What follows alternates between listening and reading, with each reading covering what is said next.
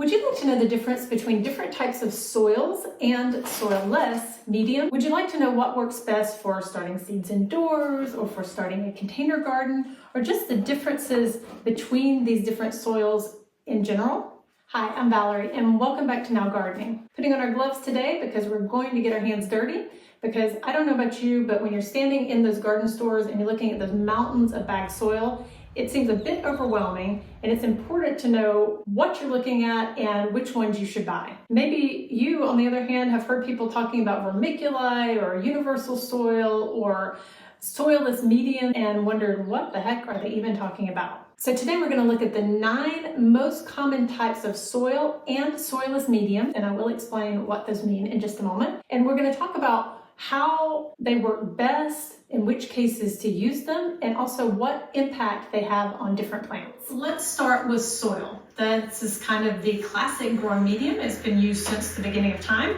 So we're going to start with that. We're going to talk about the 5 most common ones that you see in the garden store when you go there today. So at number 1, and this is really messy, but I will show you a close-up of it. This is garden soil. And when we talk about garden soil, sometimes I use it broadly, honestly, but today when we're talking about garden soil, what it truly is the soil that comes directly from the ground outside. It's raining here today, so mine is really wet and kind of chunky.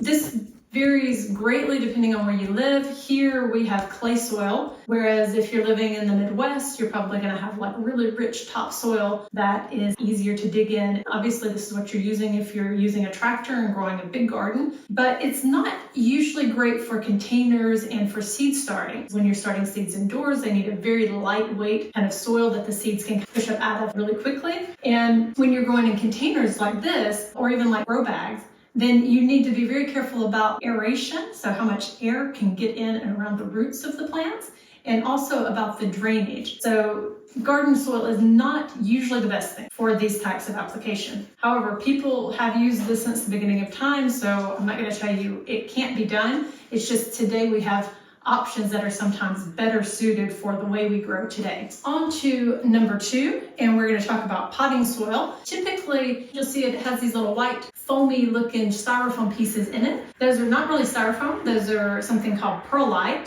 which I'm going to talk about when we talk about our soilless mediums. Potting soil is made for indoor plants and containers. When you look at the bags, you might see that they've actually been treated, heat treated, or they've been sterilized to kill off a lot of things such as bugs and things like that that could be growing in the soil. Soil in general is not sterile. It's a living thing. If you look at it under a microscope, you'll see lots of little microbes in it. But sometimes those things are not the best thing when you're growing inside. You don't necessarily want to find out that you have fungus gnats or aphids or things like that you might have if you bring in soil from outside.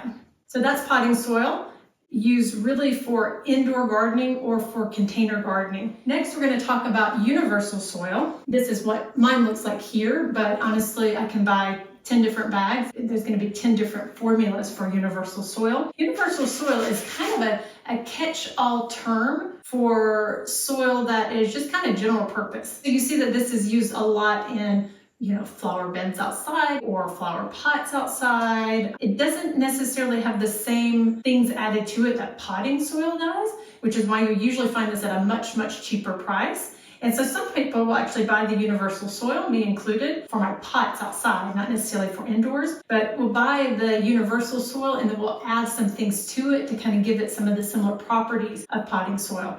Now, at number 4, we have soil that is specifically made for a vegetable garden. And this one, on the other hand, you'll see is very black and rich. Again, the formulas vary based on the different manufacturers. So this one is usually very nice, rich black or dark brown color. It's really enriched for growing vegetables to add those extra nutrients and things in. So it may have had well-matured manure to give some vitamins, minerals there. It may also have some compost that's been added to it. A lot of times you'll find like little sticks and little things like that, because that's also part of a well-balanced soil. These work together to provide the immediate needs of the plant to produce vegetables, as well as a long-term approach, because as they break down, they continue to provide nutrients that the hungry vegetable plants need. And at number 5, we are on to seed starting soil. Now these are soils that have been specifically kind of formulated or mixed in order to help seeds germinate better. A lot of times I'll add other things like perlite or vermiculite to it to help retain moisture and also to promote drainage. Now the one thing to know about seed starting soil is it's not always the best formula for providing nutrients to the growing plant. I explained this in my last video. When you're growing seeds or when you're starting seeds, the seed kind of has all the nutrients it needs in the seed itself for the first period of time while it grows up and it has its first baby leaves.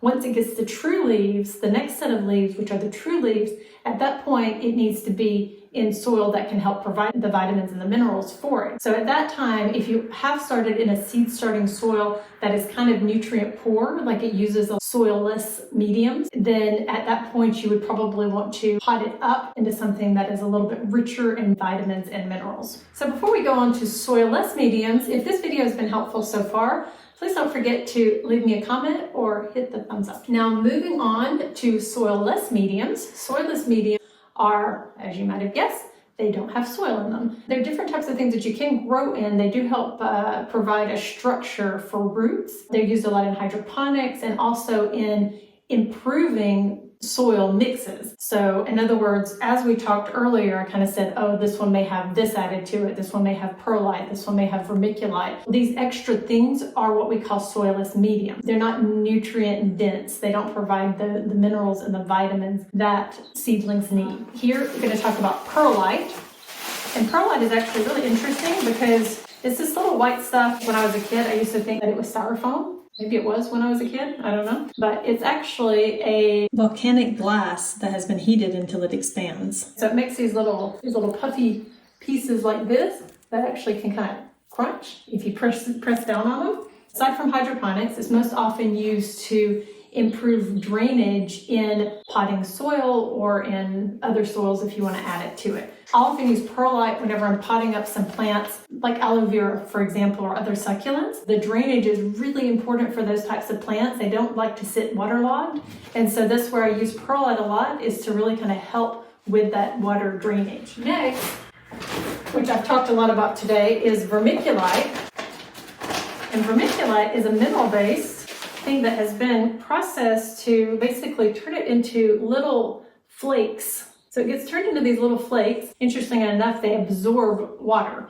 And so they absorb water and they kind of retain it. So these are often used in different types of soil mixes in order to improve the water retention. Now the next soilless medium that we're going to talk about today is peat moss.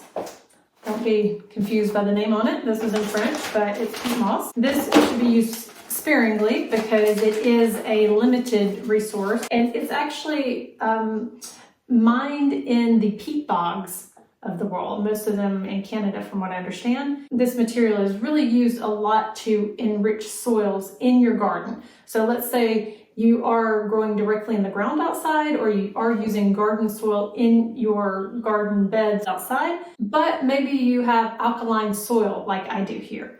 Well, peat moss is great for actually increasing the acidity in your soil. So in other words, if you live somewhere that has very acidic soil, you would probably not want to add this to your garden because it's going to actually even increase it further. The second use can be used for seed starting because it is so lightweight. It's almost like a powder. I mean, if you see my hands right now, if you keep this damp, the seeds don't really have anything that's trying to keep them from pushing up and germinating, so they get off to a good start rather quickly.